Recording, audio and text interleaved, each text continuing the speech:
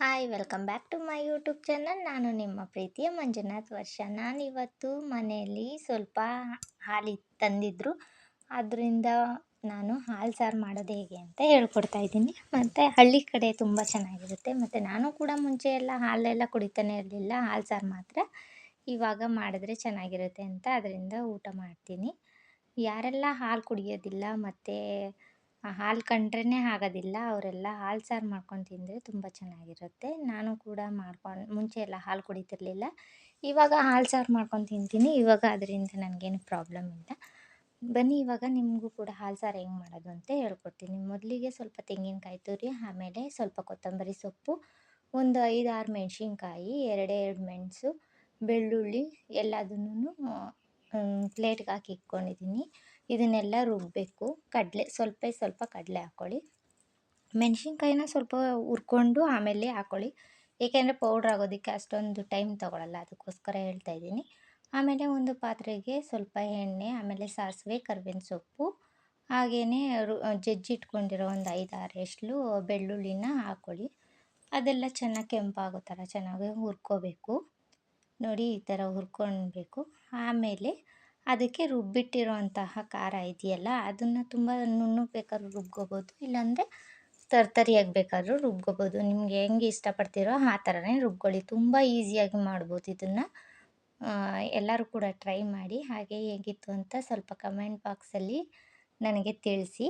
ನೋಡಿ, ಇವಾಗ ರುಬ್ಬಿಟ್ಟಿರೋಂತಹ ಮಸಾಲೆ ಎಲ್ಲ ಹಾಕ್ತಾಯಿದ್ದೀನಿ. ಗ್ಯಾಸ್ನ ಲೋ ಫ್ಲೇಮಲ್ಲಿ ಇಟ್ಕೊಂಡು ಎಲ್ಲದನ್ನು ಹಾಕಬೇಕು, ಇಲ್ಲಾಂದರೆ ಹೈ ಫ್ಲೇಮಲ್ಲಿ ಇಕ್ಕಿದ್ರೆ ಸೀದೋಗೋ ಚಾನ್ಸಸ್ ಜಾಸ್ತಿ ಇರುತ್ತೆ ಮತ್ತು ಘಾಟಿ ಎಲ್ಲ ಆಗುತ್ತೆ. ಮಕ್ಕಳಿರೋ ಮನೇಲಾದರೆ ಸ್ವಲ್ಪ ಗ್ಯಾಸ್ನ ಲೋ ಫ್ಲೇಮಲ್ಲಿ ಇಟ್ಕೊಂಡೆ ನೀವು ಹಾಲು ಸಾರನ್ನ ಮಾಡ್ಕೊಳ್ಳಿ, ತುಂಬ ಚೆನ್ನಾಗಿರುತ್ತೆ. ನೋಡಿ, ಇವಾಗ ರುಬ್ಬಿಟ್ಟಿರೋಂತಹ ಖಾರ ಎಲ್ಲ ಹಾಕಿದ್ದೀನಿ. ನೀರು ಹಾಲು ಗಟ್ಟಿ ಇದ್ದರೆ ನೀರು ಹಾಕೋ ಅವಶ್ಯಕತೆ ಇರಲ್ಲ. ಹಾಲು ಸ್ವಲ್ಪ ತೆಳ್ಳಗಿತ್ತು ಅಂದರೆ ನೋಡ್ಕೊಂಡು ಹಾಕೋಬೇಕಾಗುತ್ತೆ ನೀವು ನೀರನ್ನ. ನೋಡಿ, ನಮ್ಮದು ಹಾಲು ಗಟ್ಟಿ ಇತ್ತು, ಅದಕ್ಕೋಸ್ಕರ ನಾನು ನೀರು ಹಾಕಲಿಲ್ಲ. ಹಾಗೆಯೇ ಖಾರದ್ದು ಒಂದೇ ಒಂದು ಸ್ವಲ್ಪ ನೀರು ಹಾಕಿ ಮಾತ್ರ ಅಲ್ಲಾಡಿಸಿ ಹುಯ್ದಿದ್ದೀನಿ ಅಷ್ಟೇ, ಅದಕ್ಕೆ ನೀರು ಹಾಕೋ ಅವಶ್ಯಕತೆ ಏನಿಲ್ಲ. ನೋಡಿ, ಇವಾಗ ಖಾರನ ಚೆನ್ನಾಗಿ ಮಳ್ಳಿಸ್ಬೇಕು. ಮತ್ತು ಈ ಹಾಲು ಸಾರಿಗೆ ಬೇಕಿದ್ದರೆ ನೀವು ಹೀರೆಕಾಯಿ ಇದ್ದರೆ ಹೀರೆಕಾಯಿ ಬೇಯಿಸ್ಕೊಂಡು ಬೇಕಾದ್ರೆ ಹಾಕೊಬೋದು, ಮತ್ತು ಬದನೆಕಾಯಿ ಇದ್ದರೆ ಬದನೆಕಾಯಿ ಕೂಡ ಕಟ್ ಮಾಡಿ ಹಾಕೋಬೋದು. ಬೇಯಿಸಿ ಆಮೇಲೆ ಅದನ್ನು ನೀರೆಲ್ಲ ತೆಗೆದುಬಿಟ್ಟು ಆಮೇಲೆ ಹಾಕೋಬೇಕಾಗುತ್ತೆ. ನೋಡಿ, ನಮ್ಮ ಮನೇಲಿ 2 ಬದನೆಕಾಯಿ ಇತ್ತು, ಸೊ ಅದನ್ನು ಕೂಡ ಕಟ್ ಮಾಡಿ ಬೇಯಿಸಿಟ್ಕೊಂಡಿದ್ದೆ. ಅದನ್ನು ಇವಾಗ ಆ್ಯಡ್ ಮಾಡ್ಕೊತಾ ಇದ್ದೀನಿ. ಆ್ಯಡ್ ಮಾಡ್ಕೊಂಡಾದ್ಮೇಲೆ ಎಲ್ಲ ನೀಟಾಗಿ ಒಂದಾಗೋ ಥರ ಮಿಕ್ಸ್ ಮಾಡ್ಕೋಬೇಕು. ಆಮೇಲೆ ಅದೆಲ್ಲ ಖಾರ ಎಲ್ಲ ಮಳ್ಳಾದ್ಮೇಲೆ ಸ್ವಲ್ಪ ಹಾಲನ್ನು ನಿಮ್ಗೆ ಎಷ್ಟು ಬೇಕೋ ಅಷ್ಟನ್ನು ಬೇಕಿದ್ದರೆ ಹಾಕ್ಕೋಬೋದು. 1/4 ಲೀಟ್ರ್ ಇದ್ದರೆ 1/4 ಲೀಟ್ರ್ ಹಾಕ್ಕೋಬೋದು, ಅರ್ಧ ಲೀಟ್ರ್ ಇದ್ದರೆ ಅರ್ಧ ಲೀಟ್ರ್ ಹಾಕ್ಕೋಬೋದು. ನೋಡಿ, ನಮ್ಮ ಮನೇಲಿ ಅರ್ಧ ಲೀಟ್ರ್ ತಂದಿದ್ರು, ಅದರಲ್ಲಿ 1/4 ಲೀಟ್ರ್ ಮಾತ್ರ ನಾನು ಹಾಕ್ಕೊಂಡಿದ್ದೀನಿ. ಖಾರ ಚೆನ್ನಾಗಿ ಮಳ್ಳದ್ಮೇಲೆ ಉಪ್ಪು ಹಾಕಬೇಕು ಅಷ್ಟೇ. ಇದು ಹಾಲು ಸಾರು ರೆಡಿ ಆಗುತ್ತೆ ಅವಾಗ. ನೋಡಿ, ಇವಾಗ ಎಷ್ಟು ಬೇಕೋ ಅಷ್ಟು ಹಾಲು ಹಾಕ್ಕೊಂಡಿದ್ದೀನಿ. ಪಕ್ಕದಲ್ಲ ಹಾಗೆ ಹಾಲನ್ನ ಕಾಯಿಸಿಡೋಣ ಅಂತ ಕಾಯಿಸಿಡ್ತಾ ಇದ್ದೀನಿ. ನೋಡಿ, ರುಚಿಗೆ ತಕ್ಕಷ್ಟು ಉಪ್ಪನ್ನ ಹಾಕ್ಕೊಂಡಿದ್ದೀನಿ. ಇವಾಗ